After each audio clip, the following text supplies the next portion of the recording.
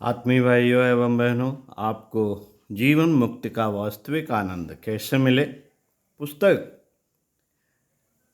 परिष्कृत व्यक्तित्व एक सिद्धि एक उपलब्धि पढ़कर सुना रहे थे लेखक पंडित श्री राम शर्मा आचार्य। आइए सुनते हैं। स्वाध्याय सत्संग का क्रम बनाते हैं। आत्मा की आकांक्षाओं, मान्यताओं और भावनाओं को क्रियान्वयन करने का भार मन को वहन करना पड़ता है। वही कार्यान्वयन की योजना बनाकर शरीर को देता है। ज्ञानेंद्रियों और कर्मेंद्रियों के सहारे वह उन्हें चरितार्थ करता रहता है। प्रत्यक्षकृत शरीर करता है। प्रत्यक्षकृत शरीर करता है, इसलिए दोष अथवा श्रेय उसी को मिलता है। पर यह भुला दिया जाता है कि शरीर जड़ पंच तत्वों का बना हुआ है। उसमें न सोचने की क्षमता है और न करने की। रेल, मोटर, साइकिल आदि यंत्र वाहन अपनी मर्जी से भला बुरा कुछ भी करने में असमर्थ हैं। ड्राइवर ही उन्हें जहां तहां घसीटते फिरते हैं। यही विधा जीवन क्रम में चरितार्थ होती है।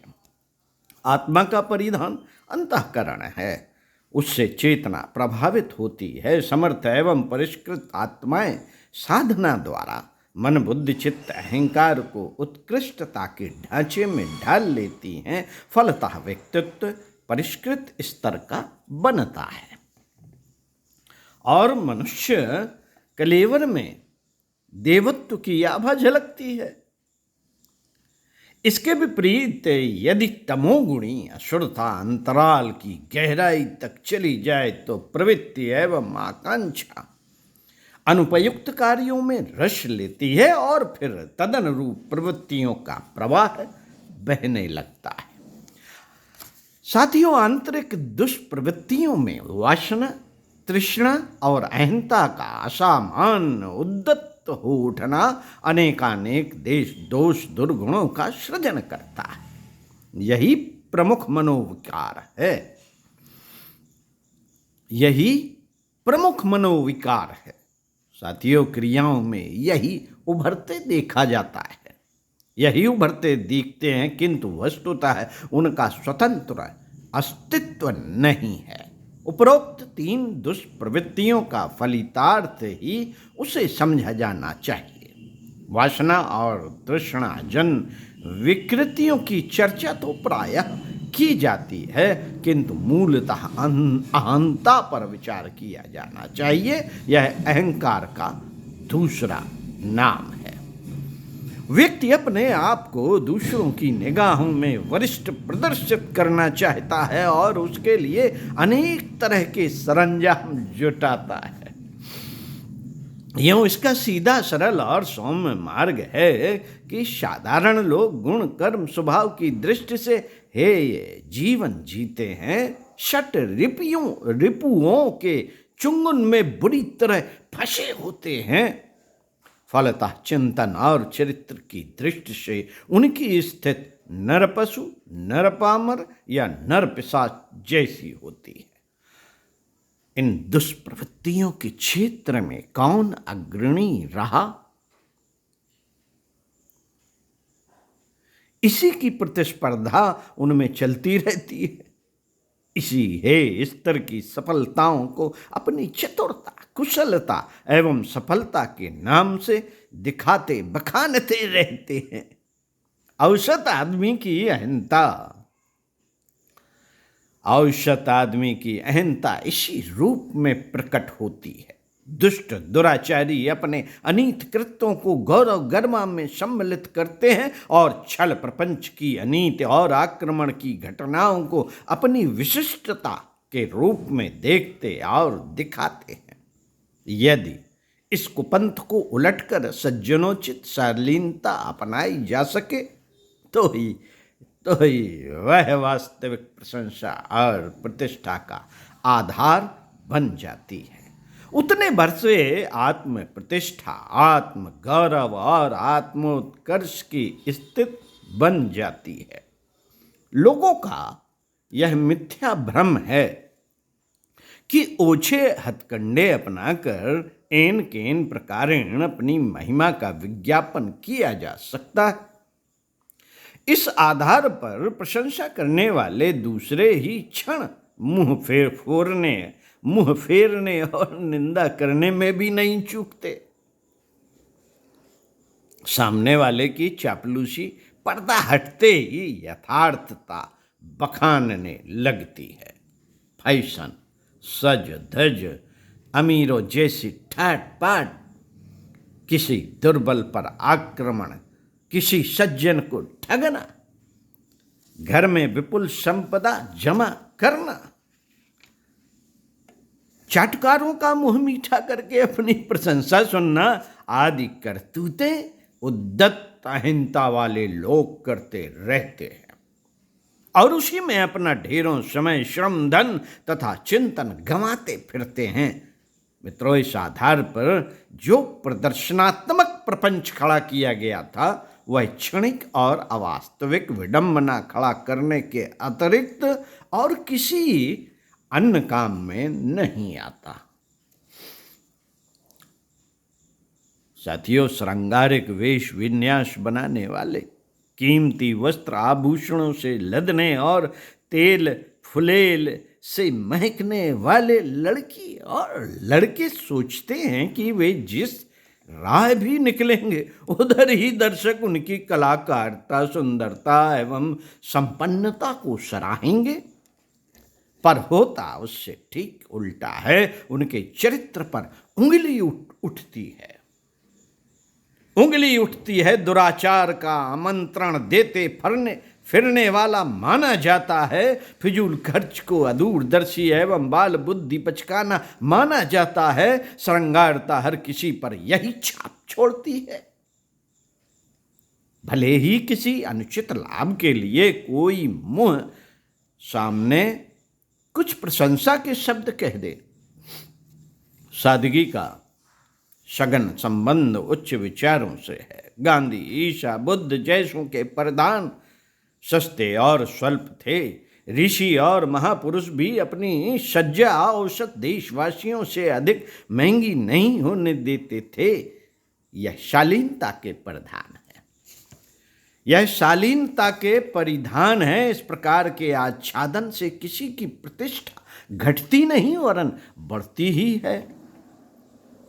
महंगे वस्त्र और महंगे आभूषण पहनने धारण किए फिरने वालों को स्वांग नाटकों के प्रदर्शनकारी माना जाता है, अथवा यह कहा जाता है कि पैसे की उपयुक्त कार्य में न लगाकर सत् प्रवृत्तियों के संवर्धन में लगाने की अपेक्षा मूर्खता द्वारा अपव्यय का कैसा कौतुक किया जा रहा है।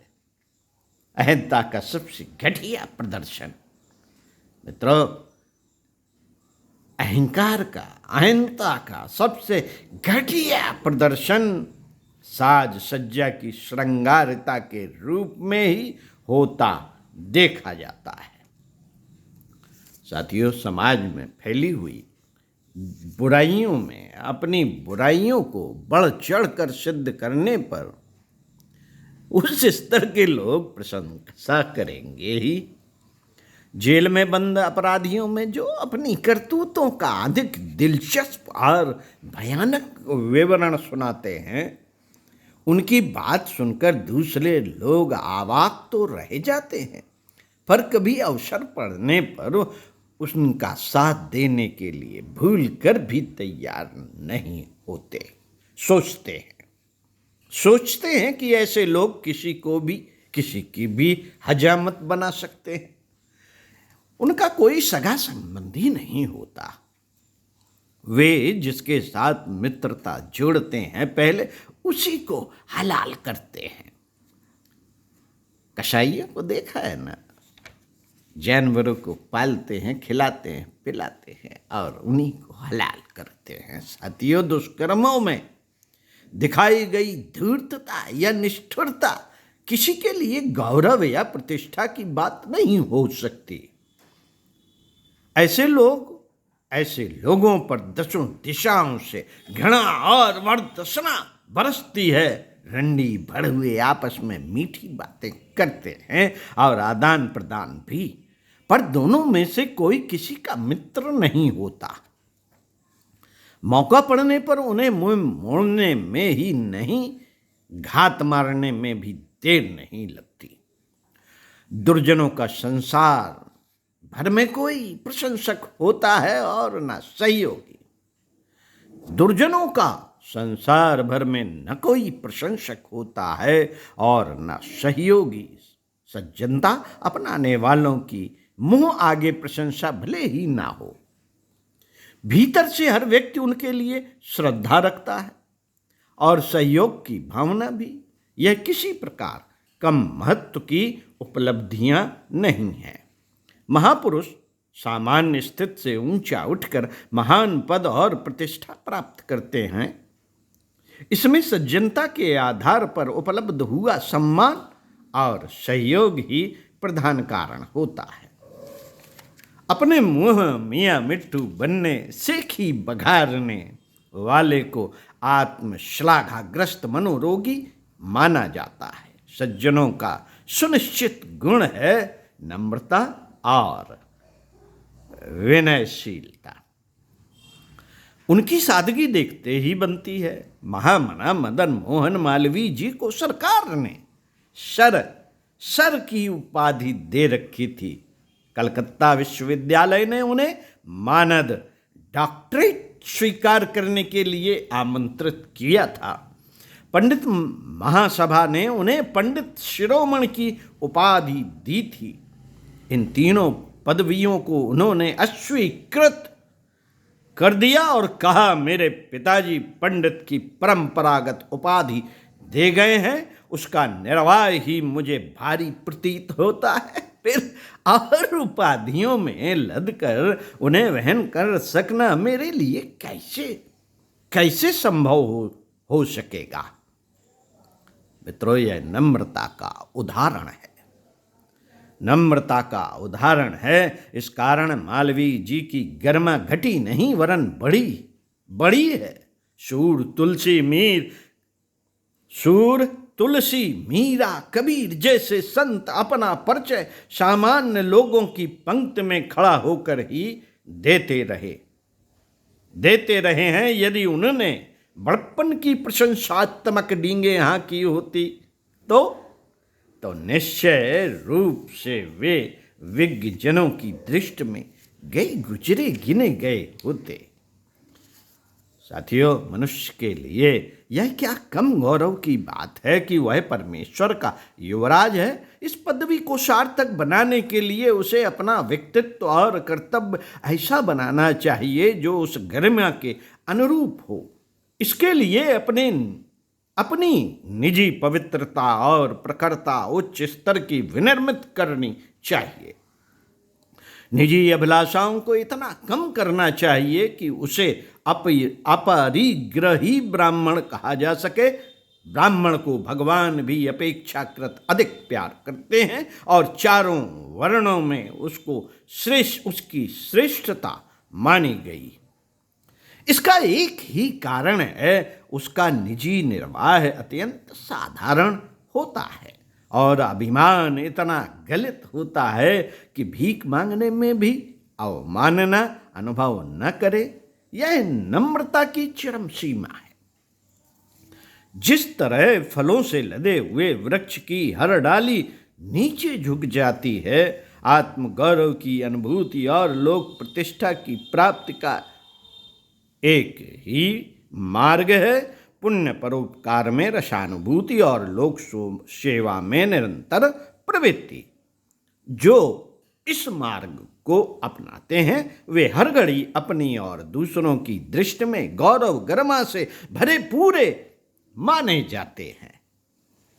इसके बिना अन्न पगडंडियां खोजने वाले कांटों में उलझते और भटकाव में फंसते हैं।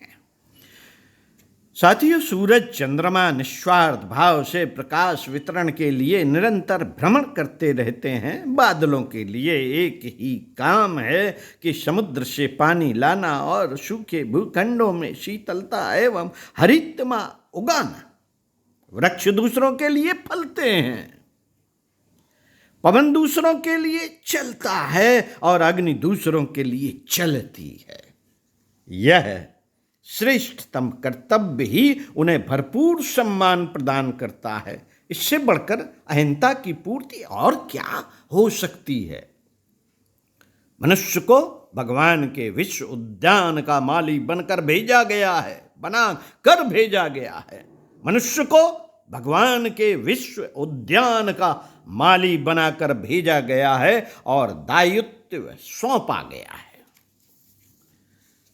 दायित्व सौंपा गया है कि वह उसे सुंदर, समुन्नत और सुसंस्कृत बनाने में तत्परता और तन्मयता के साथ लगा रहे। यह लगन जिसकी जितनी बड़ी चढ़ी होगी, उसकी अहंता उतनी ही विलगित होती चली जाएगी, विगलित होती जाएगी। इस आधार पर भार युक्त हुई आत्मा इसी शरीर के रहते हुए जीवन मुक्त का आनंद उपलब्ध करेगी। पंडित श्री राम शर्मा आचार्य स्वाध्याय, सत्संग, चिंतन, मनन का क्रम बनाए रखते हुए आपको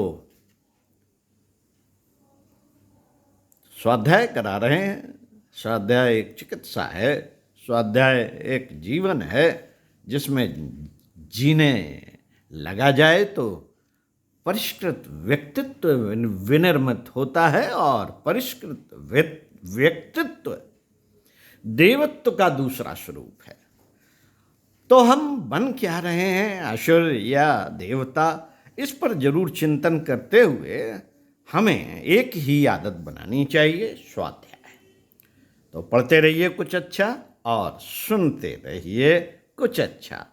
सुनना भी साधना है, बिना साधना के हम तो पशु हैं।